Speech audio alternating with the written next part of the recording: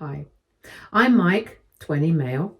If you saw me, you'd probably think I'm just an ordinary guy, someone who enjoys a good laugh, quiet afternoon, or just a solid, drama-free life. But the one constant thing I've learned growing up, my family doesn't seem to believe in drama-free. In fact, they thrive on making things complicated.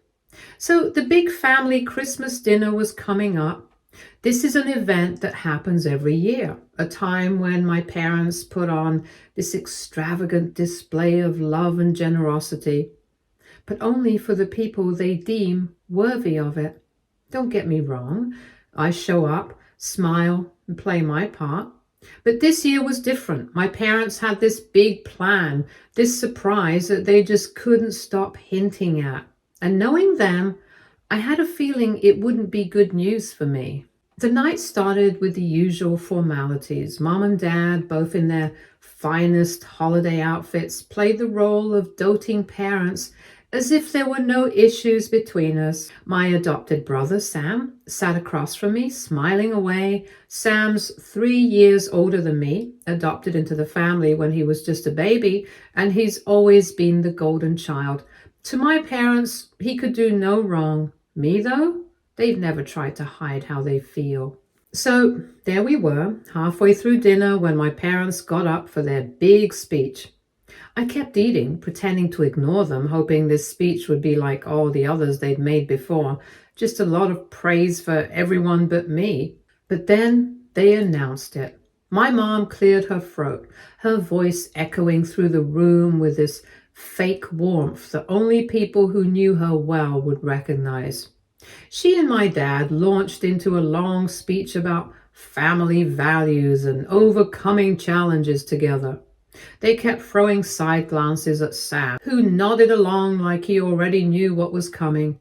Finally, the moment came, and with a flourish, my dad took out an envelope and held it up for everyone to see, as if it were some kind of trophy. "This," he said with a smile, "is for our son, Sam. He's worked so hard and shown us what it means to be a true son, a blessing in every way." I didn't look up, trying to keep my face blank as they handed Sam the envelope. I could feel every eye at the table on me, like they were waiting for a reaction. But I knew better by now than to give them one. I just stared down at my plate, pushing the mashed potatoes around with my fork, trying to act like I didn't care. But inside, it stung. It stung like it always had. I heard my mom continue, her voice suddenly louder. "We couldn't be more proud of Sam," she said, her tone turning serious. "He came to us at just the right time, a true blessing from above. Unlike," she paused, glancing in my direction, her eyes cold. "Well, unlike some unexpected surprises." I felt my stomach drop. I'd heard it all before, the little digs, the comments that reminded me I was different. But hearing her call me a mistake in front of everyone, that was new. And the worst part was, she didn't even seem to care that I was sitting right there, listening. She kept talking about Sam, how proud they were of him, how he'd been their light during difficult times. She said when Sam came into their lives, they finally felt like a family. It was like the missing piece had fallen into place. I sat there in silence, my face growing hot as everyone hesitantly clapped. I didn't dare look up. All I could think about was how badly I wanted to disappear, to just get up and walk out of there without looking back. But I knew that would only make things worse. If there's one thing I've learned over the years, it's that showing them how much they hurt me just gives them more satisfaction. So I sat there, staring at my plate, pretending I was somewhere else, somewhere far away from this mess. After a few minutes, the conversation picked back up. I could feel the curious glances from my relatives, some pitying, others maybe a little embarrassed for me. But not one person said a thing. Not a single one of them stood up for me. They all just carried on acting like it was perfectly normal for my parents to treat me like that. Eventually, the night wound down. Sam was still grinning, practically glowing from all the praise. He didn't even look at me as he pocketed the check. I guess in his mind I'd always been the afterthought, just like my parents wanted me to feel. I made my way out as soon as I could. I didn't have the energy to pretend anymore, to plaster on that fake smile and act like everything was fine. I felt hollow inside, numb in a way that only years of being treated like a mistake could make you feel. When I got home that night, I sat down on the couch. My mind was racing. I couldn't shake the feeling of shame and anger that had been building up inside me for years, now boiling to the surface. All I wanted was for someone, anyone, to see me, to see what I was going through, to just care. But as far as my family was concerned, I was nothing more than an inconvenience, a reminder of something they'd rather forget. At this point, should I even try? Okay, so just as I was about to go to bed that night, there was a knock at my door. I froze, my heart racing. I wasn't expecting anyone, and it was late. Too late for visitors. Cautiously, I opened the door, and there she was, my aunt. The one family member I hadn't seen in years. The one who'd practically disappeared from our lives when I was young. She looked at me with this strange mix of sympathy and determination, holding an old crumpled envelope in her hand. "Mike," she said softly, her eyes filled with something I couldn't quite place. "I need to talk to you. There's something you need to know. Something your parents never told you." And that was it. At that moment, my aunt, standing there with that mysterious envelope in her hand, changed everything. My aunt stepped into my apartment, her face a mix of urgency and something softer, maybe sympathy. I'd hardly seen her over the years, yet somehow tonight felt like she was the only one who'd truly shown up for me. I didn't know what she had to say, but I could tell it was serious. She handed me an envelope, her fingers trembling slightly. She said that she knew it was late but couldn't let another day go by without giving this to me. She said that this letter had been waiting a long time and that it was from my grandmother. I took the envelope slowly, feeling a strange mix of dread and curiosity. I asked her, "Why now?" My voice barely above a whisper. She hesitated, glancing down at her hands before looking back at me. "Because I heard what they said about you tonight, and it was wrong." There was a fierce edge in her voice that caught me off guard. "Your grandmother always saw your worth, Mike. She wrote this letter for you in case they never came around." Yes, she was there for dinner, which was surprising, but I didn't get a chance to talk to her. She's very introverted, and I had my own drama to deal with. I looked down at the envelope, feeling its worn edges as though it had been carried around for years, waiting for this moment. Something told me that whatever was inside was more than just words. I glanced back up at my aunt, who nodded, giving me the quiet encouragement I needed. Taking a deep breath, I opened it. Inside was a single page, yellowed with age, written in a flowing script I recognized from the cards she used to send. As I read the words, I could feel the truth hit me like a punch to the gut. The letter explained that my parents had never wanted a second child. They'd nearly given me up, hoping to focus solely on their perfect firstborn, my brother. But my grandmother, horrified, had stepped in, insisting that I deserved a place in the family regardless of my parents' wishes.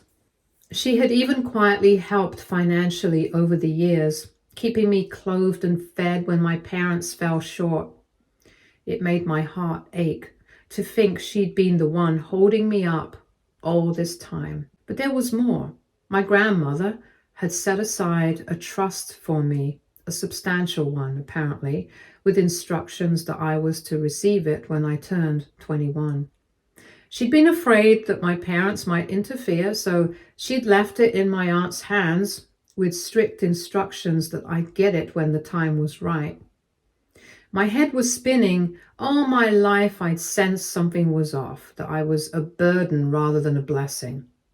Now I had proof, but more than that, I had the words of someone who'd loved me, someone who had fought for me when I was too young to understand. I looked up at my aunt, who had been watching me with an expression of sorrow and compassion.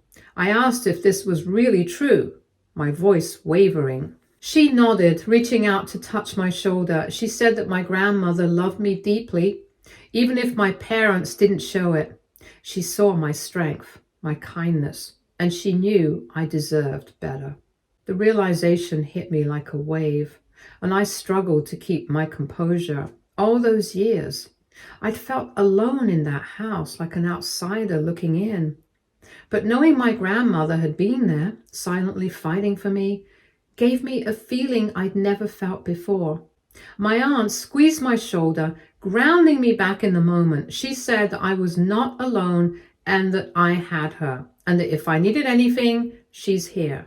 I felt a glimmer of hope after that disastrous dinner, like maybe I didn't have to face all of this by myself. Maybe I could finally confront my parents with the strength I'd been missing all these years, now that I knew someone believed in me.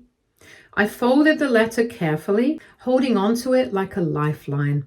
"Thank you," I said, looking at her with all the gratitude I could muster. "Thank you for being here, for everything." The next day felt surreal after that conversation.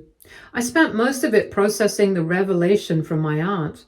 I had gone to bed with a heart heavy with anger and confusion, but woke up feeling a spark of determination.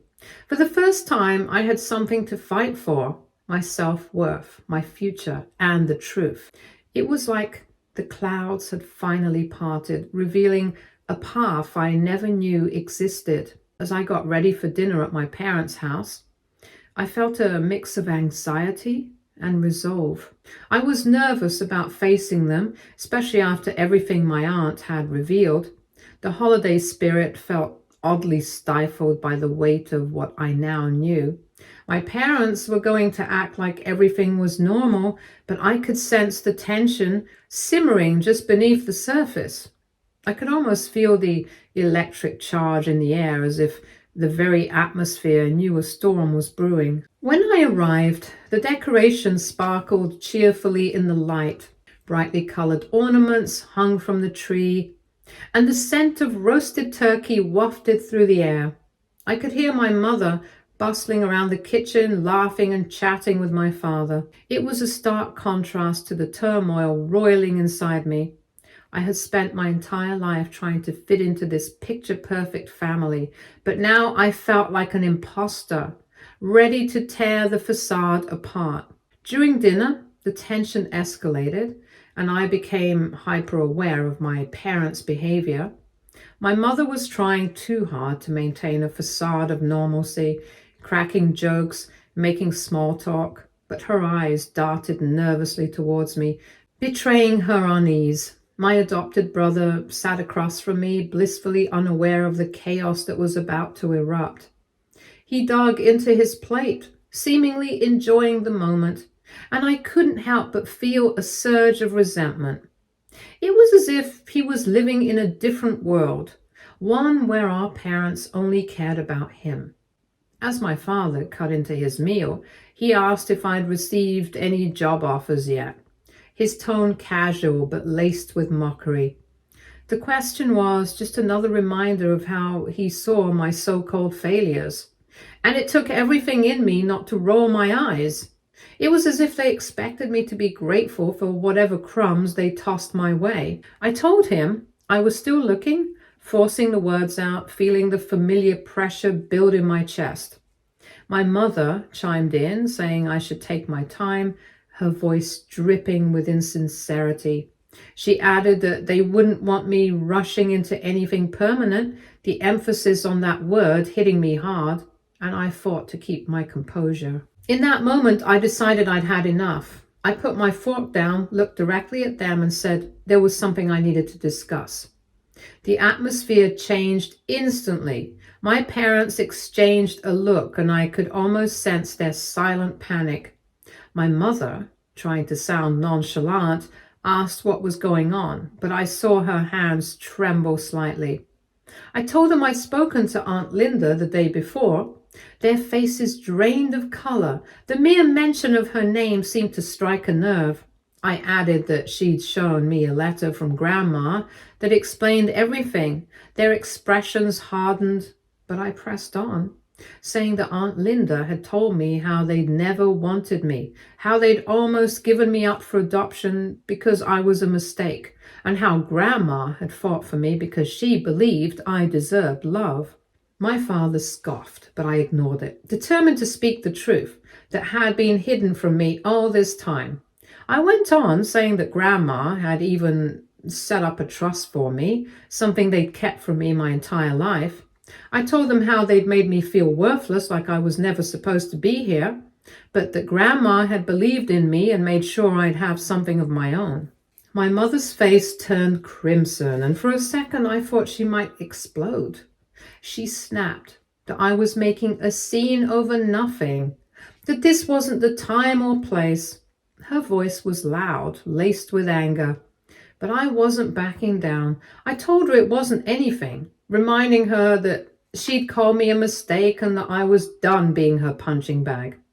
I said that they'd hurt me for too long, and I wouldn't let it slide anymore. My father, his voice low and threatening, warned me not to talk to them like that, saying they'd raised me, given me a home, and that I should be grateful. Grateful, I repeated back as anger surged within me. Grateful for what? For years of being belittled, ignored, watching my brother get everything while I was left with nothing? I pointed out that they didn't even try to hide how they looked at me, that I knew I wasn't the favorite. The tension was electric, my mother's face contorting with rage as she declared me ungrateful. She claimed they'd made sacrifices for me, that I didn't understand the pressure they'd faced. She said my brother was the one who deserved support, not me. Her words were drenched in disdain, and it only made my fury grow. I asked if that's how she justified it, by comparing me to him. Holding back the urge to scream, I told her he hadn't asked for this, and neither had I. I told her I didn't choose to be born to them, but I deserved a chance just as much as he did. I could see her composure slipping, her mask cracking. She hissed that I was ruining Christmas, that I should be ashamed of myself. But I felt something shift within me. Freedom, maybe? I wasn't ashamed. I had every right to stand up for myself and claim my worth, and I wasn't going to let them take that from me anymore. I told her that they were the ones who should be ashamed, that they'd made me feel like an outsider in my own family. I said I wouldn't be silent any longer. Silence settled around us, heavy and tense. I noticed my brother looking between us, confused, and fear etched on his face, caught between loyalty to our parents and the reality I had just laid bare. My father, raising his voice in an attempt to intimidate me, demanded to know if I thought this was over, if I thought I could just walk in and turn their lives upside down. I told him it wasn't me who had done that, it was them. They turned my life upside down long ago, and now it was my turn to take control. My voice was steady and clear, and I felt empowered by my own words. I glanced at my brother and saw the bewilderment in his eyes, as if he was struggling to grasp the fallout of this confrontation. The room was tense, thick with emotions I'd kept locked away for years. My mother sneered, calling me dramatic, adding that I'd always been good at that. I shook my head, no longer letting her words get under my skin. I told her I wasn't being dramatic, just finally being honest. For once in my life, I was standing up for myself. My father barked back that nothing would change, that I was still their son, and that I couldn't erase the past with my complaints. He leaned forward, face hard with anger, almost daring me to argue. Maybe I didn't want to be their son anymore. I said, surprising even myself. The thought was liberating in a way I hadn't anticipated. I told him I was done being their scapegoat, done with their games. My mother's voice dropped, dangerous and warning. She said I'd regret this, that I was throwing away my family for a fantasy. I met her gaze unwavering and told her I wasn't throwing anything away. I was reclaiming my life, saying that I didn't need her approval to define who I was. They'd already made their feelings about me crystal clear. With that, I stood, letting my chair scrape against the floor as I left the room. The cool night air greeted me as I stepped outside, and I took a deep breath, savoring the feeling of having finally spoken my truth. Grandma's love felt like a warm presence around me, just a letter, but it was a reminder that I was worthy of love and acceptance. The aftermath of that dinner hung in the air like a storm cloud, thick with tension and unresolved emotions. I'd left my parents' house with a rush of adrenaline, but now the reality of what I had done settled heavily on my shoulders. I felt excited, but now I had to deal with the consequences. The following days were a whirlwind. My parents, true to form, tried to sweep everything under the rug. They called to check in, feigning concern, but I could hear the underlying anger in their voices. They wanted me to pretend that nothing had changed, that I was still their obedient son who would accept their narrative without question. My mother sent me a text asking if I could come over for dinner again, claiming she missed me. I could almost hear her voice dripping with false sweetness, but I wasn't falling for it. I was done with them. Either they want me or they don't. I didn't understand this in-between thing that they had going on. Meanwhile, word had spread through the family about the dinner debacle. I knew I had cousins and relatives whispering behind my back, some supporting me, others siding with my parents. I wasn't ready for the backlash, but I couldn't ignore it. My Aunt Linda had become my ally, encouraging me to stand firm. "You deserve to be heard, Mike. Don't let them silence you again," she urged during our calls. And then came the day of the family gathering, a post-New Year brunch my parents insisted on hosting. I knew they were trying to regain control of the narrative, to spin their version of events while acting as though everything was perfectly normal. I almost didn't want to go, but I felt an inexplicable pull to confront them in front of the family. I wanted them to see that I wouldn't back down. As I walked into my parents' home, the usual warmth felt suffocating.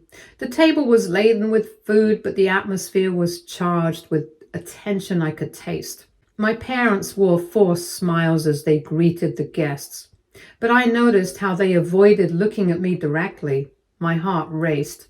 I felt a lot of apprehension as I settled into a chair. The gathering began and laughter echoed around the room, but my parents kept stealing glances at me, their eyes flickering with annoyance. I could see the tension building within them, waiting for the right moment to explode. As more family members arrived, it didn't take long for the gossip to start. I could catch snippets of conversations, how people were talking about the dinner, my outburst, and the bombshell that followed.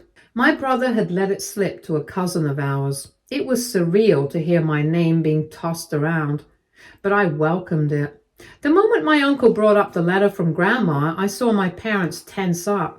He said it was pretty wild that I had a trust fund from her, laughing as he took a sip of his drink. His laughter sounded hollow, and I noticed how my mother's face seemed to lose all color. I took a deep breath, feeling everyone's eyes on me. I confirmed it, saying that yes, it was true. Apparently Grandma cared enough to ensure I was taken care of, unlike some people in this family. I let my gaze land on my parents, watching their smiles falter.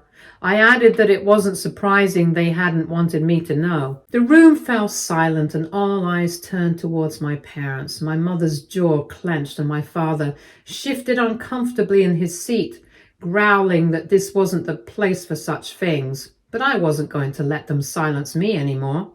I shot back, asking why not. Was it because they couldn't handle the truth? My voice rose as I continued, calling out the years they had spent making me feel like a mistake. I said I was done with it, done letting them tell me I didn't matter. I deserved to stand up for myself and I didn't care where I was. Mistake? My mother scoffed, her face flushed with anger as she said I was twisting things, that they had always loved me in their own way. Their own way. I let out a bitter laugh, telling her that if their own way meant loving me only when it suited them, I wanted no part of it. I pointed out how they treated me like an outsider while my brother got all the support he needed. Sensing the rising tension, my aunt stepped in, her voice steady and firm as she said this wasn't about picking sides. She added that I deserved to be treated with respect and that it was time for them to listen to what I had to say. My parents exchanged a glance, frustration boiling over. My father snapped that this was ridiculous, saying I brought shame to the family. He went on about how hard they had worked to give me a good life and now I was repaying them with all this disrespect. Shame? I fired back, saying if anyone was ashamed, it was me. I was ashamed of how they treated me, letting their biases dictate my worth. I told them I refused to be part of this toxic cycle any longer. Guests around us began to exchange glances, some nodding in agreement while others looked increasingly uncomfortable. My mother's voice cut through the murmur, desperate as she accused me of ruining the gathering and embarrassing them. Looks like they couldn't muster up anything else to say. Embarrassing for them? I asked. This was about my life, I told her. They had embarrassed me my entire life with the way they treated me.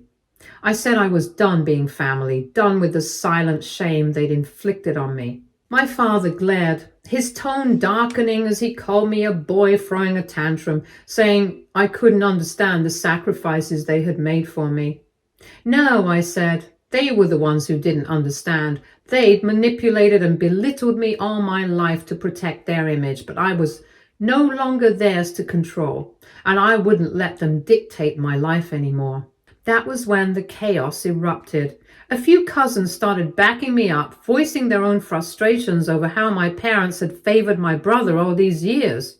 And they had to sit back when I had been nothing but supportive of them because they were told not to interfere. My parents' facade began to crumble as they faced mounting criticism.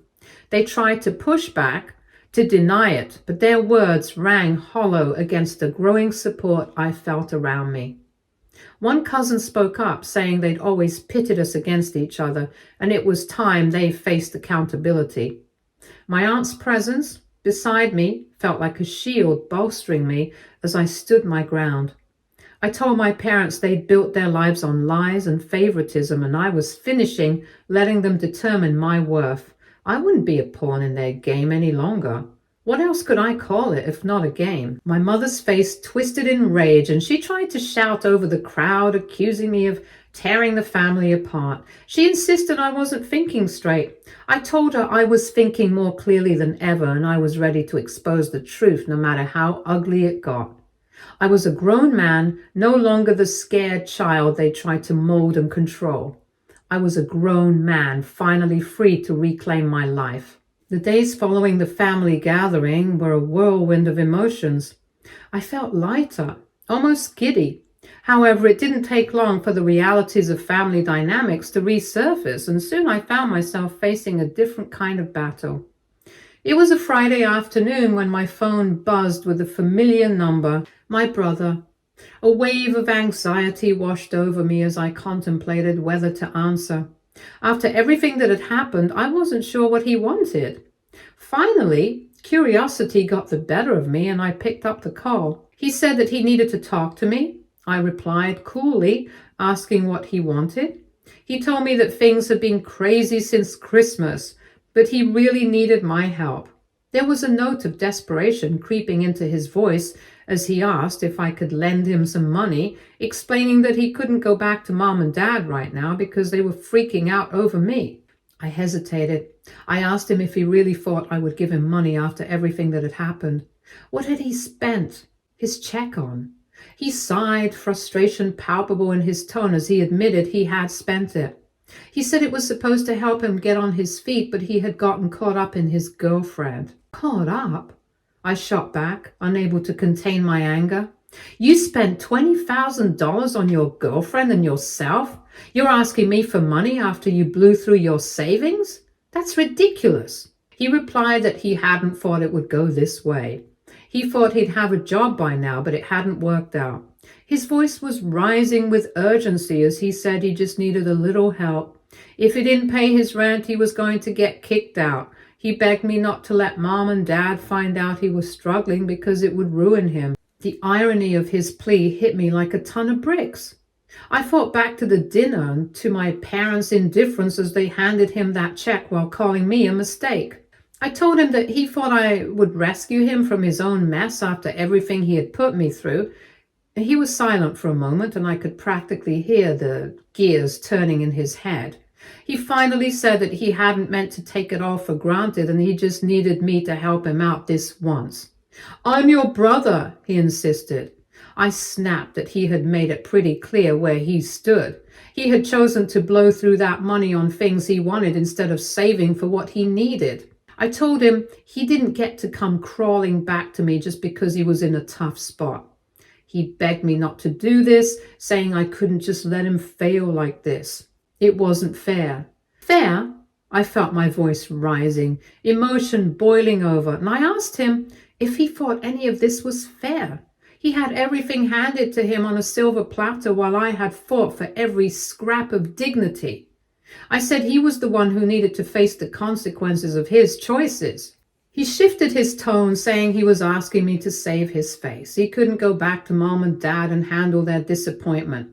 The weight of his words hung heavy in the air, and for a brief moment I felt a flicker of empathy, but I quickly squashed it down, refusing to let it influence my decision. I told him he didn't get to play the victim now. He had his chance and he wasted it. "Come on, you can't be serious. You're going to leave me high and dry?" he shouted, his voice cracking. "You're my brother. You're supposed to help me." "Maybe I'm done being your safety net," I replied coldly. My resolve strengthened as I told him he had all the support he needed. I was done being treated like I was less than him. I had my own future to think about, and I was finally getting my life in order. "What does that mean?" he asked, confusion lacing his words. "What are you talking about?" I told him I was turning 21 in a month, and that trust fund Grandma had set up for me was about to be handed over. "You think I'm going to give that money to you? I've spent my life feeling like a burden, but that's over. I'm claiming what's mine, and it doesn't involve you." Silence filled the air, and the reality of my words hit him. I could almost hear him scrambling for a response. He begged, but I had heard enough, and I told him I couldn't do this with him anymore. He had made his choices, and I wouldn't be a part of his toxic cycle. And with that, I hung up the phone. I was in contact with the lawyers to finalize everything, eager to take control of my life and carve out a future that was entirely my own. I envisioned using that money to invest in my dreams, to build something for myself, free from my parents' suffocating expectations and my brother's reckless behavior. Stay tuned for more stories from our girl relationships.